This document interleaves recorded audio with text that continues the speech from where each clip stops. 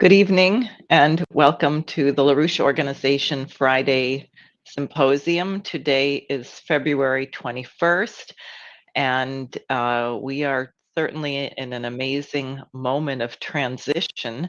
It's, in fact, the whole world, particularly the transatlantic so-called Western civilized nations, are completely in a turmoil between the speech given by Vice President J.D. Vance at Munich, President Trump's comments about Zelensky being a dictator, accusing Zelensky of being foolish to start the war, which I suppose you could argue as long as you understand that it was the British and the US really who started the Ukraine-Russia conflict.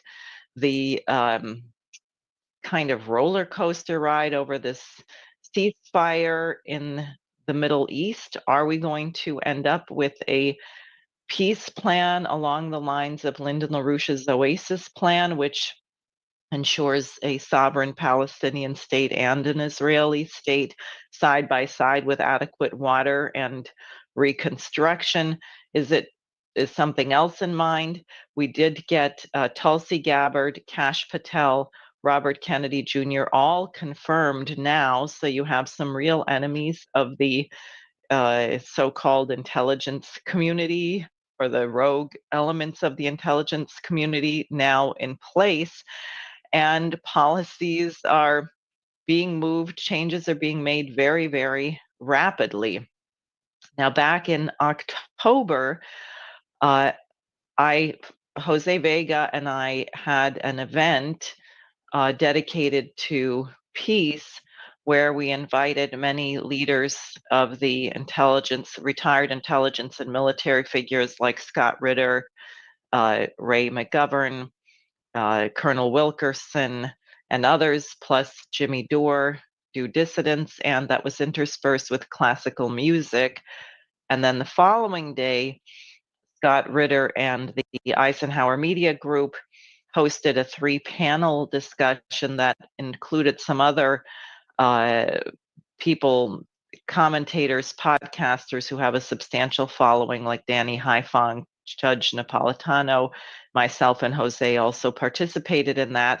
And one of the questions, in response to one of the questions, which I can't remember but about the question of peace and how to have good relations and what could the US and Russia work on together, I happened to comment that perhaps the best thing for world peace would be if a large asteroid were making its way toward planet Earth, but it was a few years away. I think I said 4 years, and it would force mankind to come together to figure out how to address it, because asteroids do not have to be all that terribly large to wipe out most of the planet, as likely occurred about 65 million years ago when the dinosaurs and 99% or so of all species were wiped out by the climate change, which did occur as a result of a massive space related galactic impact.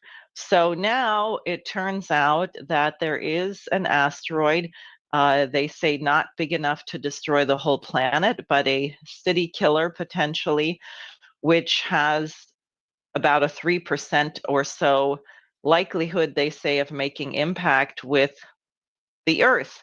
If it hits a major city and region, they're saying it could take out as many as 100 million people. That would be quite catastrophic. And I think that we should begin discussing this. It seems that in the discussion that President Trump had with President Putin, one of the areas that they did talk about collaborating is in space.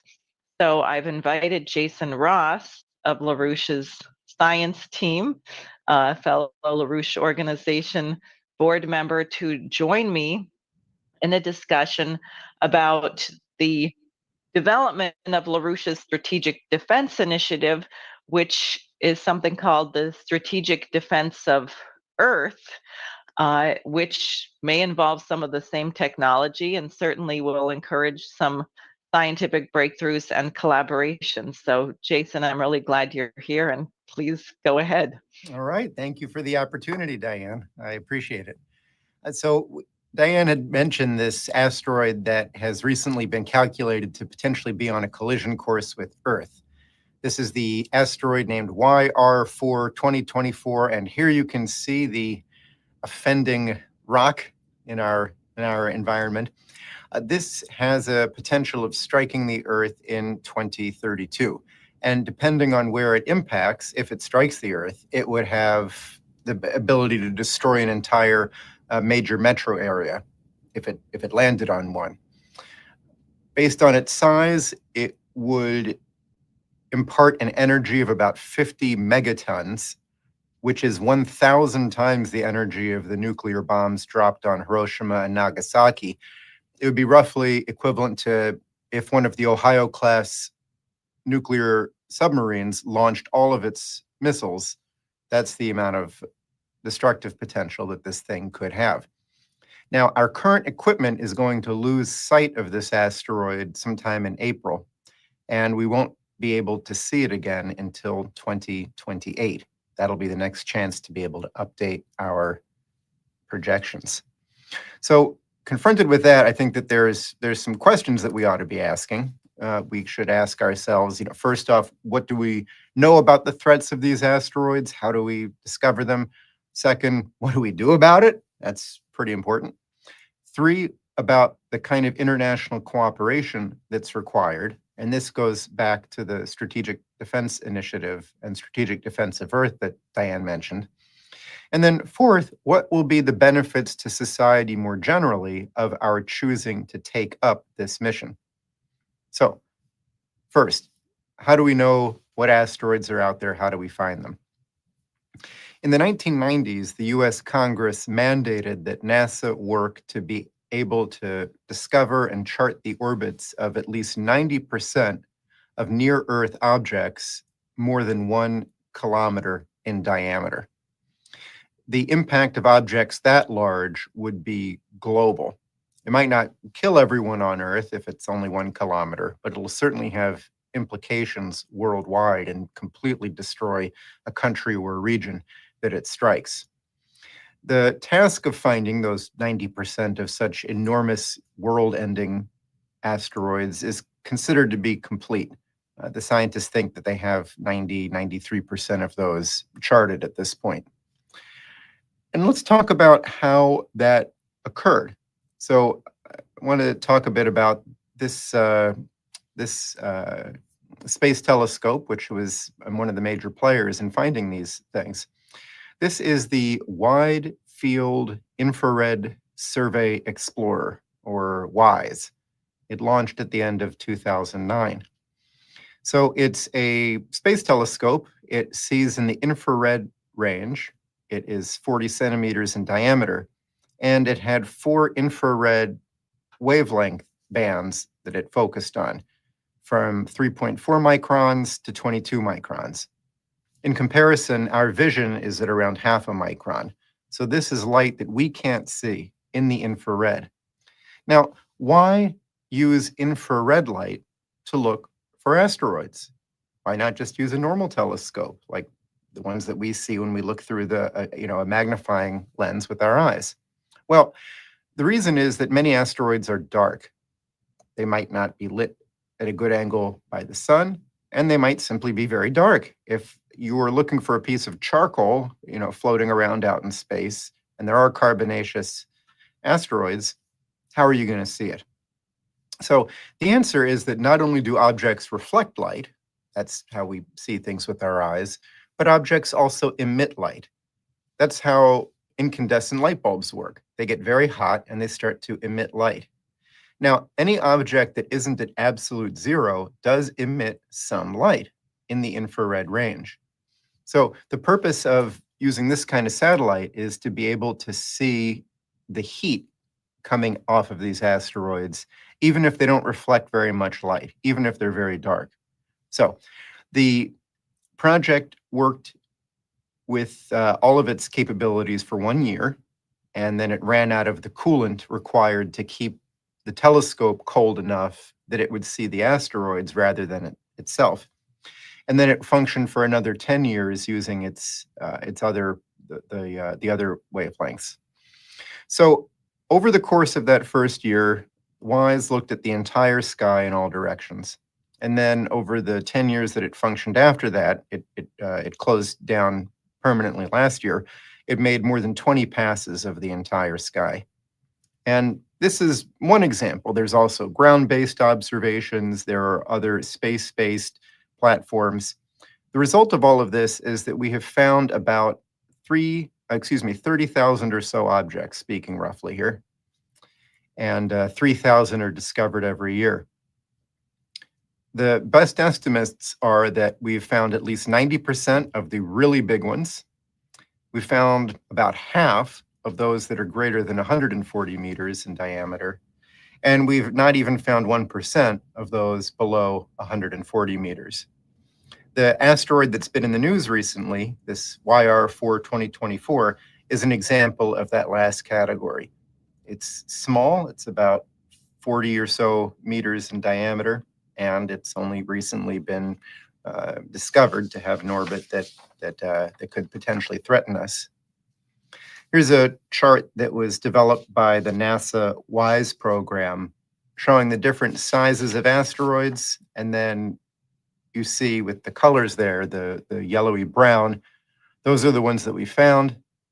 The rest are the ones still out there, they believe. So there's a lot of work to be done. Now, the work requires more advanced space telescopes, especially infrared ones. It means that we need to put them in locations that make it possible to see asteroids very well. So for example, if instead of being in orbit around the Earth, we have a space-based satellite that orbits around the sun, but closer to the sun than us, say if it's in the orbit of Venus, then it's going to be able to look out from the sun to see, because if something's near the sun, you can't see it. The sun's too bright. So if you're closer to the sun at Venus, you'll get a better view of objects that are really near the Earth than you would get if you were just in Earth orbit. So how to do that? Well, in 2005, NASA mandated that NASA find all such objects. This is from the bill. Quote, "The Congress declares that the general welfare and security of the United States require that the unique competence of the National Aeronautics and Space Administration, NASA, in science and engineering systems be directed to detecting, tracking, cataloging, and characterizing near-Earth asteroids and comets in order to provide warning and mitigation of the potential hazard of such near-Earth objects impacting the Earth." It's a worthy goal, but Congress didn't appropriate any money for this mandate, so it hasn't happened. So seeing that there was a lack of government funding, concerned individuals personally worked together to make a nonprofit, the B612 Foundation, to build and launch their own space telescope. They sought private funding, they sought NASA grants. The goal was to find 90% of objects at least 140 meters in size. They called it the Sentinel Space Telescope. But it lost its extremely meager NASA funding in 2015. NASA was paying a lousy $30 million a year to help this thing move forward, and they cut that. And they weren't able to get together the $500 million from private investors to make this thing a reality. So that didn't happen, but on the horizon is a fantastic new platform from NASA itself. It's called the NEO, Near Earth Object, NEO Surveyor. And if the people working on it aren't laid off and it continues on track as it's supposedly going to, it will launch in 2027. It will sit not at the orbit of Venus distance from the sun, but it will sit at a special astronomical point in between the Earth and the sun. So it'll be on the sun side of the Earth, meaning that the Earth will always be in the direction away from the sun for it. So it'll be able to see more than a satellite that simply goes around the Earth would have been able to do. They expect that this will find 200,000 to 300,000 new asteroids, and that it will be able to find them as small as 10 meters in diameter. It will be passively cooled, so it won't run out of coolant and shorten the mission like in the previous WISE satellite. Every day, it will send 10 gigabytes of data back to Earth, where people around the world will be able to use that to chart asteroids, discover their orbits, and learn more. So this raises the next question. Finding asteroids is half the battle. The other question is, what do we do? So one of the easiest things, you might say, is, well, if the object is small and the zone of destruction is only local, you can evacuate. If we find out for sure that this asteroid is going to strike some part of the Earth in 2032, well, we better get out of there. That's the best we've got right now. But what if the object is large? Or what if we aren't content to simply abandon, a metro area when an asteroid is coming to take it out? Are we going to evacuate millions of people and everything from it? So how do we prevent one of these objects from colliding with us? This whole question comes down to the amount of energy that we're able to impart to that rocky threat. There's a few ways you could do this. One is you could just run into it. You can launch a rocket and smash into the asteroid. That'll give it a little push that'll change its orbit. If you do this well in advance, let's say it's 10 years in advance, that slight change in the orbit will have so much time to affect its location 10 years from now that you might be able to actually do something about it. There's other technologies that are proposed. One is using a laser. If you zap the asteroid with a laser, you're going to vaporize the material on its surface, and that'll end up acting like a rocket, and that'll push it, and you'll be able to change its orbit that way.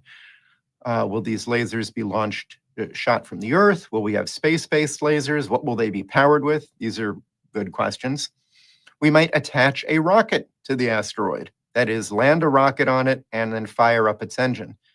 This might be a solar-powered engine, like an ion thruster. It might be a nuclear rocket, which gets into where we really need to go on all of this. Overall, if we've got a large asteroid, or let's say a comet, which we get very little warning of, heading towards us, we're going to need a lot of power. And only nuclear power is going to be able to achieve that. That means that we are going to have to work on nuclear fusion and developing nuclear rockets to be able to get out there and quickly reach an object that's threatening us. Many of these incredible NASA missions that go to the moons of Saturn or wherever, they take years and years and years and years to get there because they have so little fuel. If you've got a nuclear rocket, you can run the engine all the time because you're not going to run out of gas. You can get going faster and faster and faster and faster, and you can very rapidly make your way out to a threat. And then you can blow it up with a nuclear weapon, help push it away. So some of this stuff we're capable of doing now, some of it we are not. I do want to show a tremendously exciting video of what NASA was able to achieve in 2022. Here it is.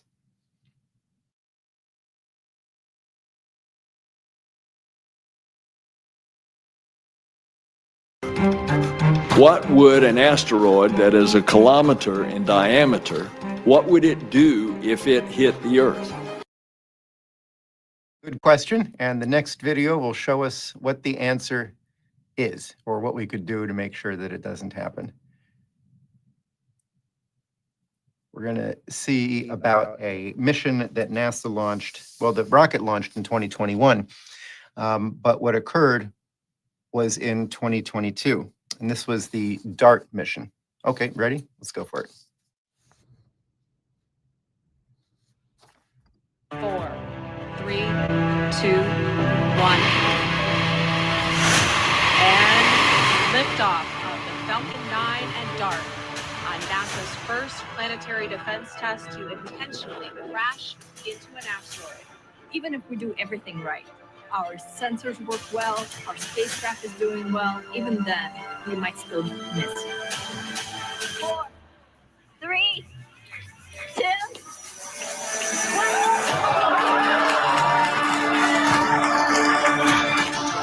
first time ever, humanity has changed the orbit of a planetary object. NASA confirms that DART successfully changed the targeted asteroid's trajectory. Using the ground-based telescopes around the world to watch the system and see how it's affected by this impact event. This is a watershed moment for planetary defense and a watershed moment for humanity.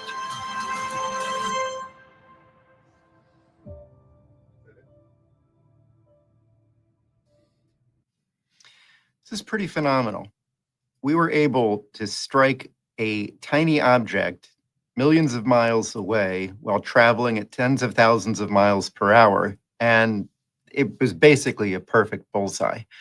The goal was to see what the impact is of a kinetic impactor, which is the lowest of those forms of technology that I had mentioned before, capable of changing the orbit of an object.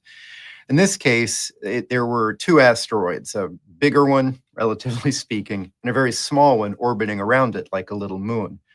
The NASA team impacted the smaller one, the revolving moon, and were able to measure the impact that it had on its orbit. This little moonlet went around about once every 12 hours, and they were hoping to shift it by 1 minute, to change the time of its period by a minute.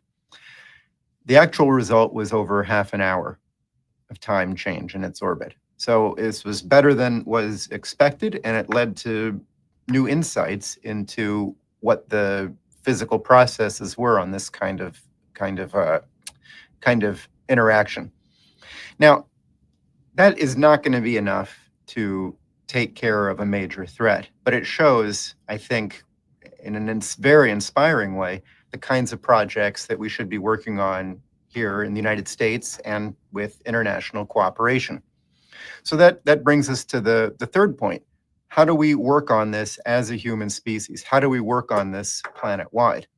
So some of these technologies I'd mentioned, if you've got lasers and nuclear rockets and nuclear explosives in space, you're just going to need a new international agreement to do that. That's going to violate the current outer space treaties, which forbid there being any weapons in space. We're also going to need to cooperate with countries and locations around the world. We need satellites, that too. We need telescopes all around the world so that we can always see things. We need to collaborate on making improved satellites, and we need to work together on means of deflecting a threat before it takes us out. So for this, the reference that Diane had brought up and which LaRouche used was Ronald Reagan's 1983 proposal for a strategic defense initiative. Reagan said that the threat of nuclear weapons required not only efforts to reduce the number of these warheads through agreements between the US and the Soviet Union, but the development of fundamentally new technologies to make those weapons ineffective. Reagan called for not the kind of anti-missile systems that we have today, but he said we need new physical principles. We need new technologies. His thinking in this concept, which came directly from Lyndon LaRouche, who was pushing for this in his own presidential campaign, would be to develop lasers, particle weapons, particle beams, this kind of thing, to be able from space to take out a nuclear warhead wherever it was launched from. And Reagan said to the Soviet Union, let's do this together. We both have a lot of knowledge, we both have a lot of experience, and we can both benefit. So I think that brings us to the one of the final points here, which is how are nations going to work together on this? The question today is, will the United States, China, Russia, India, ESA, JAXA, other space agencies, will we work together to take on the threat common to us all, or will we allow other squabbles to detract us from that mission? And then the last question, and this is directly relevant to the space program of the moon program, the Apollo mission launched by Kennedy, is what are the benefits of investing and creating these scientific breakthroughs? So there's a lot of thought right now about budget cutting, and it's important to know that some things have negative costs. Going to the moon, that was expensive. It had an enormous cost. It was a lot of money. It was a lot of effort. A lot of resources went into that. But the profits were far more than the cost. How so? Did NASA make money by going to the moon? No, not directly. But think about all of the technological breakthroughs, the manufacturing breakthroughs, the process breakthroughs that were required to produce the Apollo program and all of its necessary components. What this meant was a real renaissance in American manufacturing, huge breakthroughs in precision, huge breakthroughs in electronics and so forth. And what this meant was that the entire economy benefited. Not just once, like the one-time cost of the project, but forever. We continue to benefit from the technological breakthroughs achieved through Kennedy's bold mission of going to the moon. Today, the question facing us, the stakes are even higher. A strategic defense of Earth, an international cooperation to develop the detection technologies, the interception technologies, the nuclear power in space to be able to move these threats away from us. This is a guiding concern for the international community. And the question is, are we going to allow ourselves to walk into a potential catastrophe? If it's not this asteroid, it's going to be one someday. Or will we take on the mission of averting that calamity for our entire planet? Thanks very much. This actually was kind of scary. Good. The- It is scary. I mean, the thought of evacuating that number of people, which right now may be the only option if we don't work on these things. And also, I think it is important to clarify, because there's clearly an enormous amount of confusion about what the Strategic Defense Initiative was of Reagan. We saw it with Zakharova's response to Trump's proposal of an Iron Dome, which the media compared to LaRouche and Reagan's Strategic Defense Initiative, which it is not. And I'm glad that you brought up the point was that the US and the Soviet Union were going to develop this simultaneously, because of course the idea was to end the threat of nuclear war. The idea of the Strategic Defense Initiative was not so that one side would have a first strike capability and the other one wouldn't be able to respond. That was the whole reason of developing it jointly, and also that the technology did not exist and that all of mankind was going to benefit economically from the breakthrough that would be required. So one thing I would appreciate is if you would say something about what might be some of the spin-offs of actually working on this project. How would that affect eradicating poverty or economic development in poor countries? Why could we say something like that? I think to give a very specific answer, I'd point to nuclear fusion. If we're going to have really effective space rockets, there has been work on nuclear rockets already. In fact, NASA had a model. They were working on one and actually building one half a century ago. It was called the NERVA. But the breakthrough we really need is nuclear fusion, which is the process that powers the sun, where tiny elements like hydrogen join together and release enormous amounts of power. Now, if we're going to be able to get to an asteroid or a comet, which is much harder, that's coming our way, we need the power to turn the rocket engine on the whole way. You can only do that with nuclear, and the best way to do that is going to be through nuclear fusion. Now, a crash program to develop a nuclear fusion rocket, well, that's going to demand breakthroughs in nuclear fusion domestically. And this is going to mean movement towards having nuclear fusion power. The potential of this to reduce the cost of energy dramatically totally transforms our relationships to materials, to production, and to resources like water. For example, water desalination, it works for cities, but to do it on an agricultural scale, it's pretty expensive right now with current technologies. But if you bring down the price of power by an order of magnitude, speaking very roughly, through using nuclear fusion instead of windmills or natural gas or something like that, you're going to make it possible to desalinate water on a much greater scale. You're going to be able to green deserts all around the world. We're going to be able to transform our relationship to mining, to materials processing with the incredible amounts of heat and power that nuclear fusion would provide for us. So the biggest barriers or the biggest necessities for development around the world are definitely transportation, energy, and then I'd say in today's world also communications. And ground transportation, rail lines, okay, that might not be a very direct spin-off of this, but certainly energy, communications, and that breakthrough that's going to open a new chapter in the book of humanity, nuclear fusion, I think will get an enormous boost from international cooperation on a strategic defense of Earth. I think that's really important. And I want to put an idea out there that Lyndon LaRouche really worked on when he was opposing the free trade agreement, and you'll see where this is going.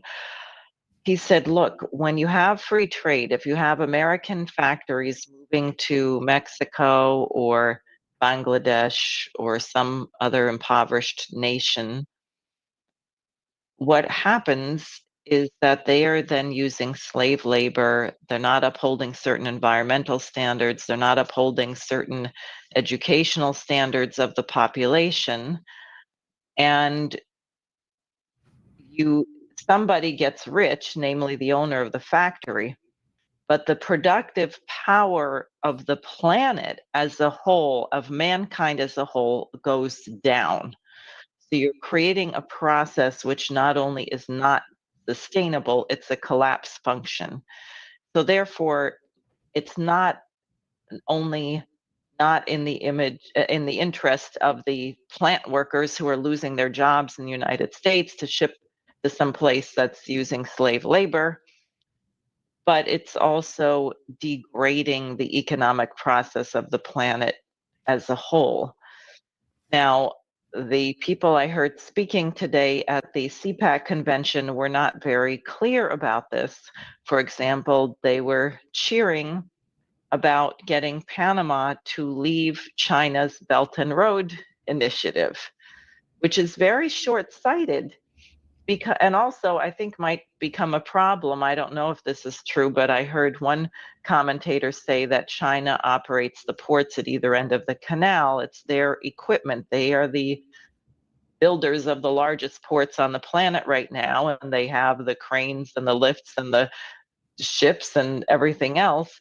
Are they going to leave their equipment there if they're not allowed to operate this port, for example? That was what someone brought up. I don't know if that's a true threat or not, but if you're cheering the impoverishment of a nation, you are cheering something that's going to come around and kick you in the backside ultimately, because you're lowering the capacity of the planet as a whole. We heard the same thing about North Macedonia, which was hailed as being a very, very important nation because somehow the United States has persuaded them to stay out of the Belt and Road, and that two of the corridors of the Belt and Road would normally pass through that country. So now they're going to have to avoid it, and that somehow this is going to create the possibility for a pipeline for the United States to ship LNG, right? What are we doing? I mean, Russia's much closer. You would think it would be much less expensive than the United States having to ship LNG all over Europe. These kind of things are insane and very short-sighted, and actually have the effect ultimately of lowering the standard of living in the United States, even though people think differently about it. So I think we're going to have to do an education process in the United States for people to understand these principles. But what do you say about that? Well, let me take an example. I was on a radio program in Cameroon recently, so I've sort of been thinking about Africa this week. Let's take the case of South Africa as an example. You brought up Panama, where the U.S. essentially said, get out of the Belt and Road Initiative or else, and succeeded in getting that agreement from Panama. South Africa is similarly in hot water from the current U.S. administration. The executive order that Trump issued on South Africa, it talked about land expropriation and how the Afrikaners or white South Africans are welcome to come to the U.S. as refugees. But look, the main reason for that was South Africa's moral stand for the world at the International Court of Justice against the destruction of Palestinian life that Israel is committing in Gaza and then also increasingly in the West Bank. South Africa stood up on that and has made many enemies among some of the worst people on this planet. So the U.S. is now telling South Africa, you better back off on this political issue. And also a man who has been named as potentially becoming the ambassador from the United States to South Africa. I'm forgetting his name at the moment, but he is himself of Afrikaner descent. He's an American who originally came from South Africa. He's quite open about saying that South Africa must choose U.S. or China. Take your pick. He said, if you want to go with China, best wishes to you, but you're out of the U.S. You're not going to be part of our markets. You're outside of our system. Your call, but you got to choose. That kind of crazy thinking impoverishes the entire world by forcing countries that would be very happy to do trade with the U.S. and with China, which is like every country would like that, into having to make a choice. And it's completely unnecessary. There is nothing stopping, fundamentally, the United States from cooperating with China on significant projects in third countries. Let me mention one to come to Africa again. The Grand Inga Dam system would be a hydropower complex on the Congo River that would be able to produce 40,000 megawatts, 40 gigawatts of power. This is enough at current energy levels in the area. It's enough for over 100 million people. It would completely transform the development potential of the DRC and countries in the entire area around it. This is a project that's not going to happen unless the United States and China cooperate on it. It's just not going to happen any other way, at least not in today's world.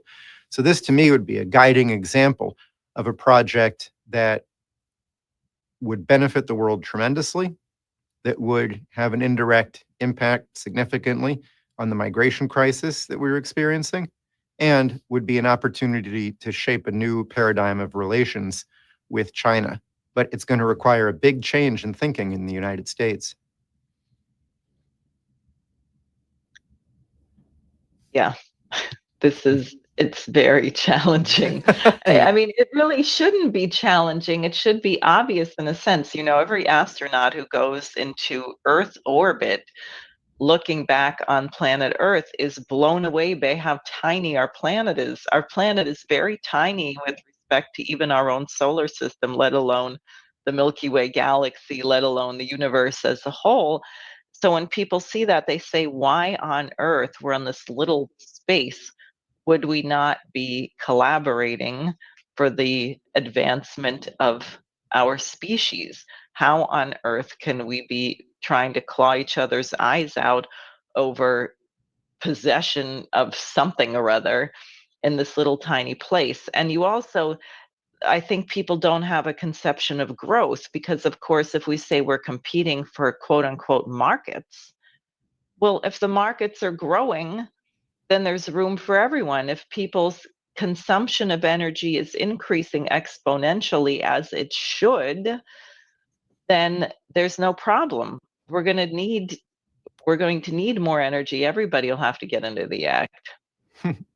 Yeah, I'm picturing, how foolish the thinking is of not taking the world first. I'm picturing a comet is discovered. It's going to knock out, it destroys Washington, D.C. The government has been relocated and evacuated beforehand. And they say, well, but at least the South China Sea isn't controlled by China. or, at least we got the Chinese out of Panama. It is really, it's very crazy. It's really juvenile because it really comes from the empire conception, the oligarchical conception that characterized the British Empire and against which we fought a revolution. So for us to think that another's gain is our loss, especially when that other is not, a militarist threat. I mean, China hasn't invaded anybody. I mean, not in recent history. This is not a major threat. Okay, so the idea of looking at what is my position compared to others, instead of taking an absolute view of where are we going, what is our status, what kind of level of technology, what kind of level of culture have we achieved? That's the goal, not fighting and squabbling with each other. Exactly. So what do you think? Are we going to be able to stop this asteroid from hitting us? And what Well, if we discover one that's closer? There could be asteroids that are closer, right? I mean, yeah. that's kind of scary. I mean, that was one thing that we saw. This asteroid is in the smallest range. I had showed a chart that showed what percent of asteroids we knew of various sizes. And it fit in the smallest category, of which we've discovered less than 1%. But we also haven't discovered most of them that are, in the next larger category, the ones that would be big enough to, let's say, wipe out Germany, destroy one of the US states. We've only found half of those. So yes, we could wake up any day and find out that not 7 years from now, as in the case of this one, which is also, it's not certain that it's even going to strike the Earth. We indeed could wake up tomorrow with the news that there's an asteroid or a comet. The reason I keep bringing up comets, asteroids, they're in our solar system. You can watch them over time and project where they're going to be in 30 years from now. If you have a comet that has a highly elliptical orbit, so instead of just kind of going around the sun, it goes way far away from the sun and then it comes back, like Halley's Comet. Well, if it's way out here, you can't see it. And by the time it's coming this way, it might be on course to hit you. You're not going to have much time. So it's a real threat. And again, the only way that this can succeed, because of the technologies required, even if the US wanted to do this on its own, which we should, I mean, we should have that desire to say we're going to make this happen. It's something that can only occur with new international agreements. I think we also have a cultural problem, because the first article I saw about this said that the attitude, they gave you the sense that the attitude was, well, it's only a 2.8% chance that it's going to hit the Earth, and it's not that large. It probably, if it hits at all, would just take out a major city. So it's nothing to worry about. I mean, that was sort of the way it was covered. And that's why I wanted to take up this discussion, because that, of course, is insane. Who would say that? Oh, well, we're just going to lose Chicago or Boston or some big city like Beijing. I mean, that's really crazy. But we also see, I mean, look what just happened to Gaza, right? 1.9 million people just made homeless and their land turned into rubble. So perhaps part of that attitude comes from the idea that we are doing this and nobody seems to mind it. Well, actually, probably about 2/3 of the world's population minds it very much. It's just the people over here who think it's not such a big deal because it's not happening to them, maybe. And then the coverage actually changed, and I saw an article saying, well, NASA's doing everything. And they admit in the bottom of the article that they're reaching out to other space agencies. But obviously, this is somewhat of an emergency. I mean, if I'm sitting in the path of an asteroid and everything around me is going to be annihilated, or God forbid, the entire planet, so nothing that you've done in your life or that Beethoven did in his life will matter anymore, then it seems that we really, I think it would be fine to swallow your pride and work with China and Russia and India and the UAE and everybody else who's been working on space exploration. Well, the dinosaurs didn't have a space program. And like you brought up in the beginning, look what happened to them. All gone, along with most life on Earth. It is possible that there's something that large that could strike us that we don't know about right now. And look, if it's not this asteroid, there will be one. It's going to happen.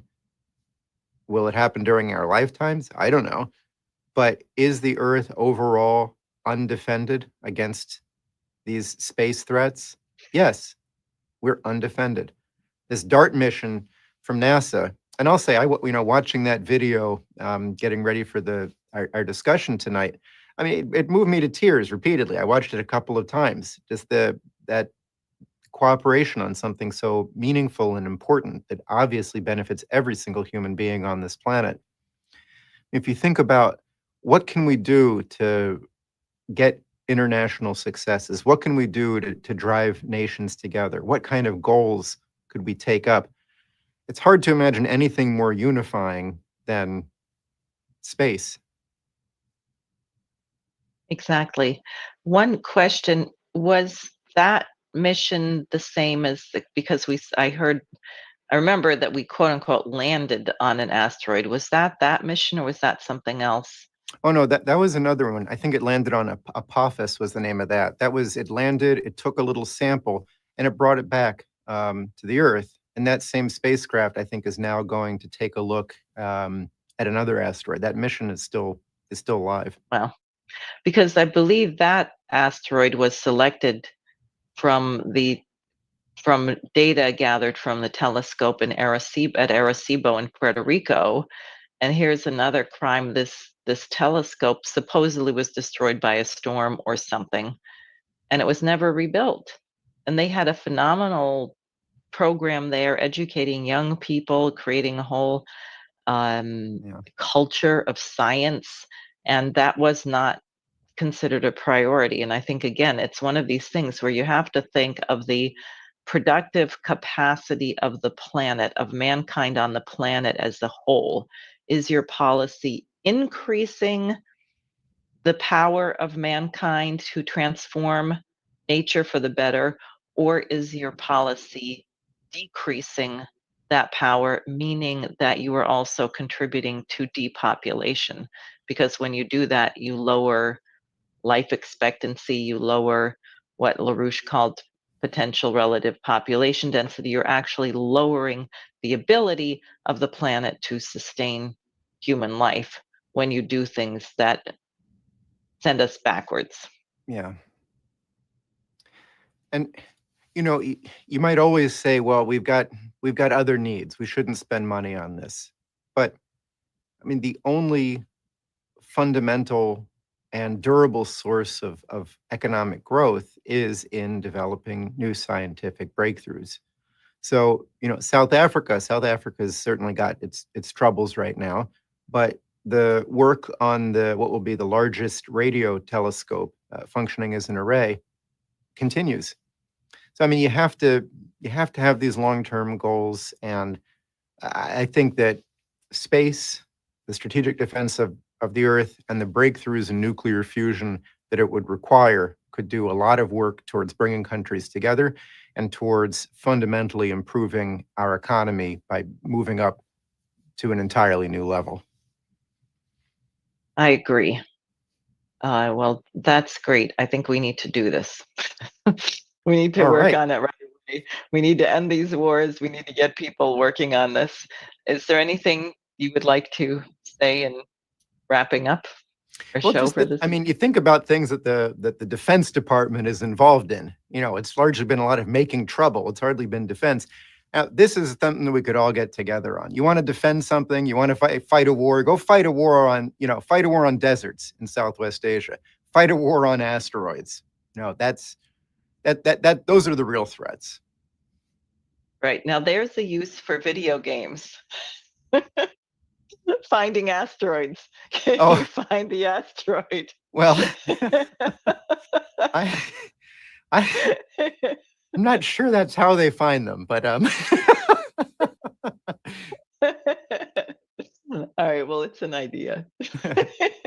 Or can you blow up the asteroid? That's right. I mean, these things, frankly, it's very fascinating because I was reflecting on the the path of a comet, say that's whizzing through our solar system, and it's of course the sun's gravitational pull has something to do with its orbit, and right.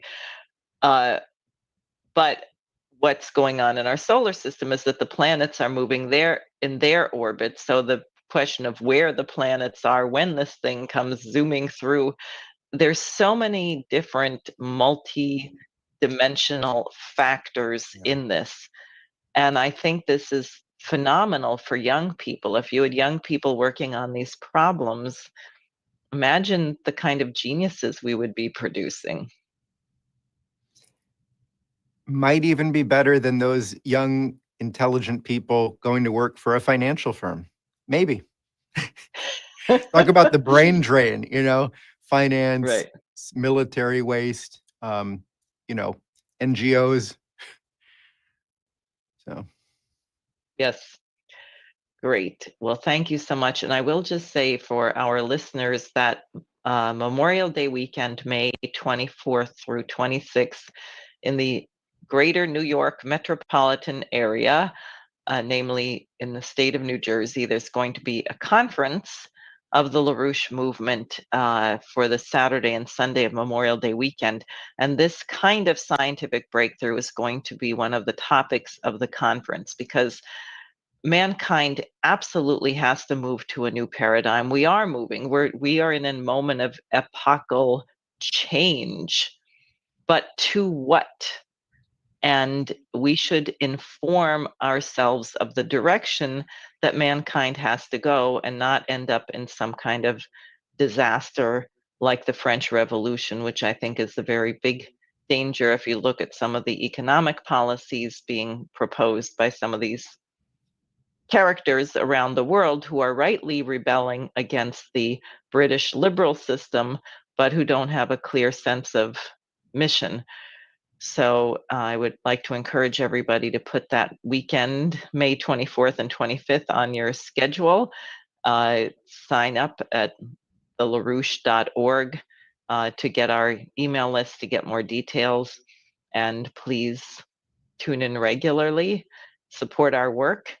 And thanks for watching tonight. And hopefully we will work on this so that 7 years from now, if that asteroid is going to make impact with Earth, we actually prevent it from doing so. absolutely. Thank you, Jason, for joining me. Thank you.